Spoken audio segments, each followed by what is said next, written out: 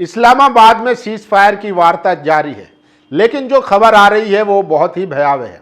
Iran ने साफ कह दिया है कि जब तक लेबनान में इजराइल द्वारा हमले नहीं रोके जाएंगे तब तक इस सीज फायर में आगे कोई बात नहीं बढ़ेगी।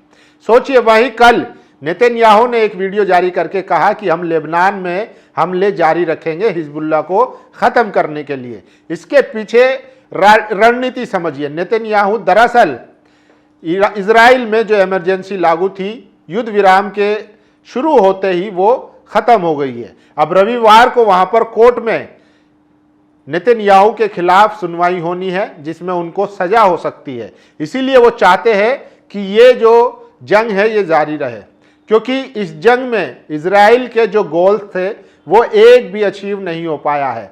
इसीलिए नेतन्याहू की खूब मजम्मत हो रही है कि आपने इतने दिन युद्ध लड़ा लेकिन हासिल क्या हुआ?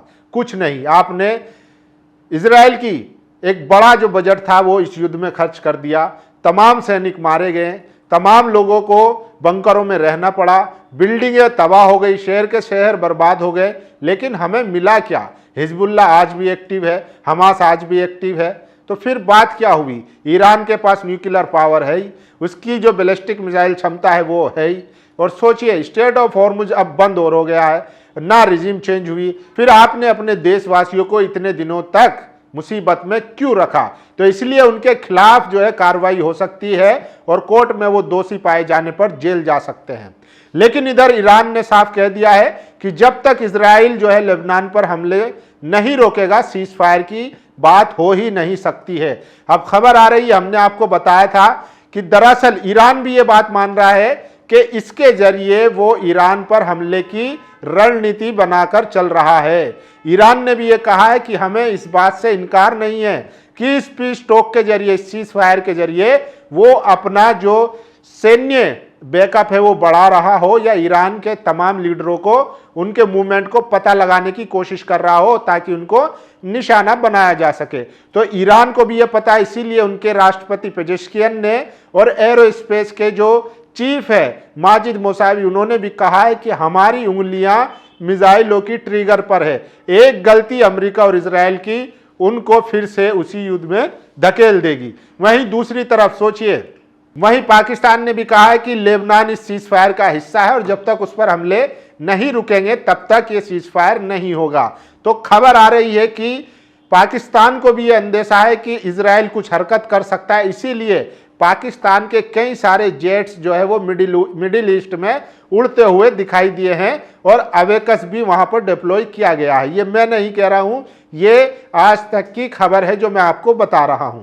सोचिए, वहीं दूसरी तरफ अब ट्रंप ने भी नेतन्याहू को चेतावनी दी है कि बाज आ जाओ, हरकत करना छोड़ो, तुम्हारी वजह से हम इस दलदल में फंसे हैं और फिर तुम जो चाहते हो कि सीज फायर ना हो, ये बात अपने दिमाग से निकाल दो। वहीं दूसरी तरफ चीजें एक दूसरे से जुड़ी हुई है। जैसे ही ट्रंप का यह बयान आता है, वहीं दूसरी तरफ ट्रंप की पत्नी अमेरिका में फिर से एप्स्टीन फाइल की चर्चा करने लगती है। यानी कि नेतन्याहू और मोसाद, जिन्होंने एप्स्टीन फाइल बनाई, जिन्होंने ट्रंप की भी उसमें सीडी है और तमाम ऐसे नेताओं की सीडी है जिनको ब्लैकमेल कर रहे हैं। जैसे ही सीज फायर की बात आती है, बात जो है वो टेबल तक आती है, वैसे ही एप्स्टीन का मामला फिर से सामने आने लगता है।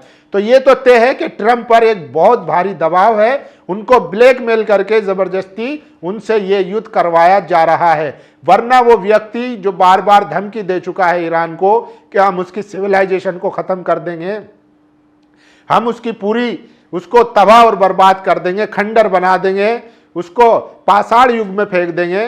तो सोचिए, क्या वो करता नहीं? लेकिन वो असल में ऐसा नहीं चाहता है, वो ब्लैकमेल हो रहे हैं, इसीलिए वो इस युद्ध में मजबूर हैं। वो खुद जानते हैं कि अमेरिका को कितना नुकसान हो रहा है। आज वहां पर पेट्रोल की कीमत $4 हो चुकी है। सोचिए, भारत के हिसाब से 400 रुपए का पेट्रोल मिल रहा है वहां। उनको पता है कि उसकी इकोनॉमी जो है वो धरातल में जा रही है, उसको करोड़ों रुपए, बिलियन का नुकसान हो रहा है। उसके बजट का जो एक बड़ा हिस्सा था वो ईरान युद्ध में खर्च हो चुका है मात्र 40 दिन में। तो सोचिए, ट्रंप ने चेतावनी दी है, जैसे ही चेतावनी दी वहीं पीछे से जो है एप्स्टीन की बात सामने आ जाती है।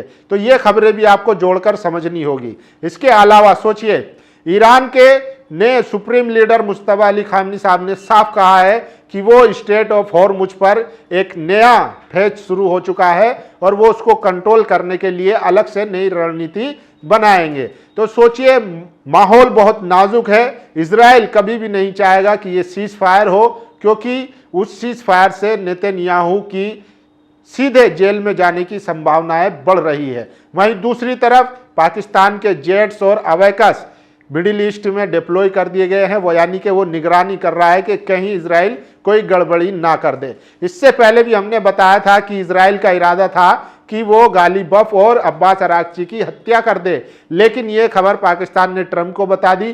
ट्रंप ने कहा, खबरदार, अगर इनको तुमने नुकसान पहुंचाने की कोशिश की तो फिर हम बातचीत किससे करेंगे। IRGC के कमांडर तो बातचीत करने से रहे हैं। मुश्तबा अली खामनी साहब पहले ही कह चुके हैं कि जो बातचीत करने वाले थे सैयद अली खामनी साहब, उनको तो आपने उनकी हत्या कर दी। हम तो हत्यारों की भाषा जानते हैं। तो फिर उनको पता था कि यहां से वापसी का कोई रास्ता नहीं बचेगा। तो ये तय है कि ट्रंप, और देखिए ट्रंप क्यों डेस्परेट है, क्यों चाहते हैं कि वो सीज फायर हो।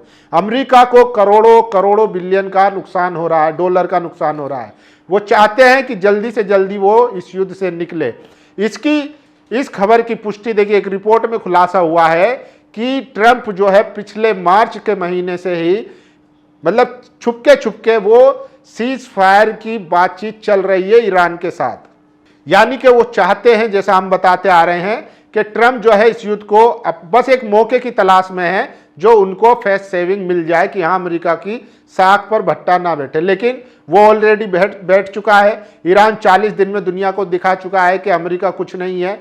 उसके तमाम जो है मिडिल ईस्ट में जितने भी बेस थे सबको खत्म कर दिया गया। जिसका देखिए अब खबरें निकल कर आ रही है।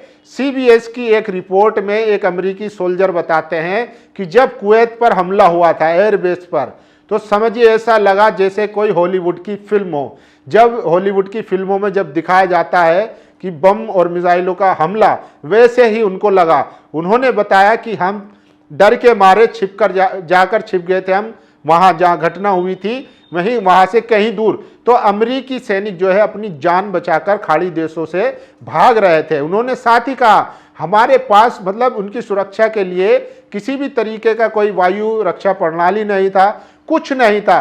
ड्रोन आ रहे थे, मिसाइल आ रही थी और सीधा हमारे जो बेसिस थे उन पर जाकर हिट कर रही थी। ये एक अमेरिकी सैनिक ने कबूला है, खुलासा किया है। CBS पर उनका इंटरव्यू पड़ा है, तो वो भी आप देख सकते हैं। तो ईरान ने पिछले 40 दिन में जो अमेरिका को नुकसान पहुंचाया है उसको सालों साल लग जाएंगे उसकी भरपाई के लिए।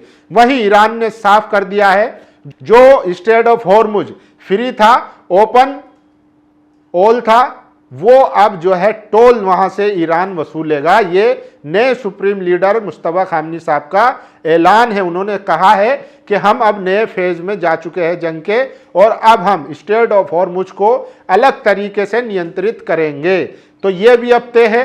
अगर देखिए, वहीं ईरानी मीडिया ने दावा किया है कि ईरान के कोई भी सुप्रीम लीडर या जो बातचीत करने वाले हैं, जो उनका डेलीगेशन है, वो पाकिस्तान नहीं गया, क्योंकि उनको खतरा है। ईरान ने यह अंदेशा जताया है कि इसके जरिए अमेरिका और इजराइल कोई बड़ी हादसा या जाल में फंसाने का काम कर सकते हैं। इसलिए ईरान भी बहुत फूक फूक कर कदम रख रहा है, और वहीं वो पूरी तरीके से तैयार है युद्ध के लिए भी। स्ट्रेट ऑफ हॉर्मुज पर उसका पूरा कब्जा है। उसने साफ कहा है, ईरान के विदेश मंत्री ने साफ कहा है कि ये अमेरिका को तय करना है कि वो इजराइल के जरिए हमसे युद्ध लड़ना चाहता है या फिर अपनी अर्थव्यवस्था को खत्म होते हुए देखना चाहता है। ये उस पर डिपेंड करता है। हम दोनों के लिए तैयार हैं। तो ये क्लियर है कि ईरान पूरी तरीके से तैयार है हर चीज के लिए, और अमेरिकी जो सैनिक है वो किस तरीके से हताहत हुए हैं, ये भी सबसे बड़ा खुलासा हुआ है। तो सीज फायर के तीसरे दिन अभी तक कोई बात नहीं बनी है।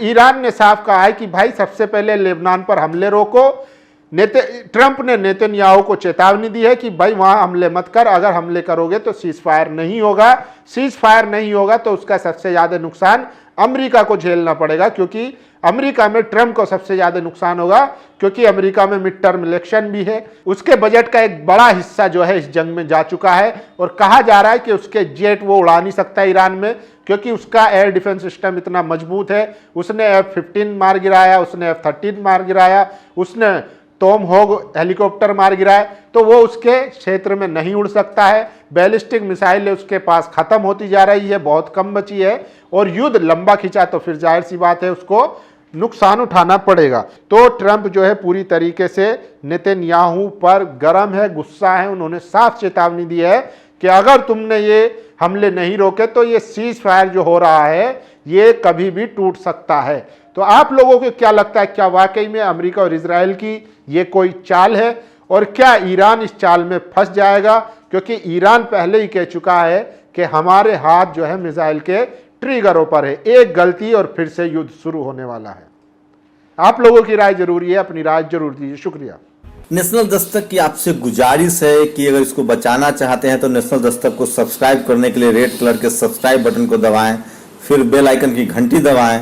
नेशनल दस्तक को बचाने के लिए बहुत जरूरी है कि हर खबर को शेयर करें, लाइक करें, कमेंट जरूर करें।